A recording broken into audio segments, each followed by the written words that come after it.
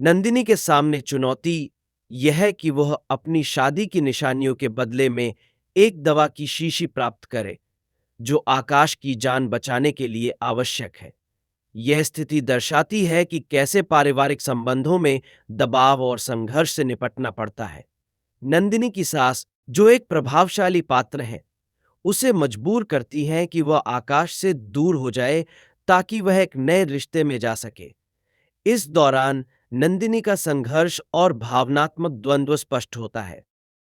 कहानी में संवाद और तर्क वितर्क के जरिए दर्शकों को यह दिखाया जाता है कि नंदिनी को अपनी पहचान और आत्मसम्मान के लिए क्या-क्या सहन करना पड़ता है।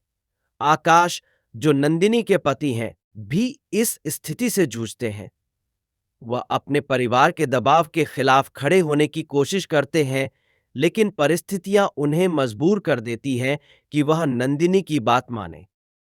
जैसे जैसे कहानी आगे बढ़ती है, नंदिनी और आकाश के रिश्ते में तनाव बढ़ता है। नंदिनी को अपने भविष्य को सुरक्षित करने के लिए कई बलिदान देने पड़ते हैं। यह नाटक न केवल व्यक्तिगत संघर्षों को दर्शाता है, बल्कि यह सामाजिक बुराइयों जैसे दहेज प्रथा और महिलाओं की स्थिति पर भी सवाल उठाता है। नंदिनी की स्थिति हमें यह सोचने पर मजबूर करती है कि क्या एक महिला को अपने अधिकारों के लिए लड़ना चाहिए या उसे परिवार के दबाव के आगे झुकना चाहिए।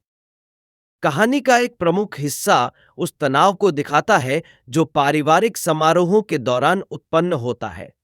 नंदिनी और आकाश के बीच की बातचीत दर्शाती है कि कैसे वे एक दूसरे के प्रति अपनी भावनाओं को व्यक्त करते हैं, जबकि उन पर परिवार और समाज का भारी दबाव होता है। इस नाटक में हास्य, चिंता और संघर्ष का मिश्रण दर्शकों को एक गहरी समझ प्रदान करता है कि कैसे पारिवारिक मानदंड और व्यक्तिगत इच्छाएं अक्सर टकराती हैं।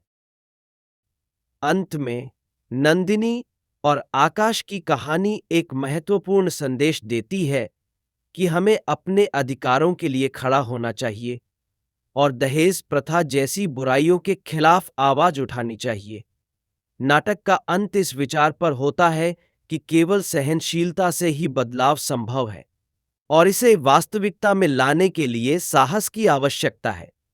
इस प्रकार यह नाटक न केवल मनोरंजन का साधन है, बल्कि यह एक गंभीर सामाजिक मुद्दे पर विचार करने का भी एक मंच है।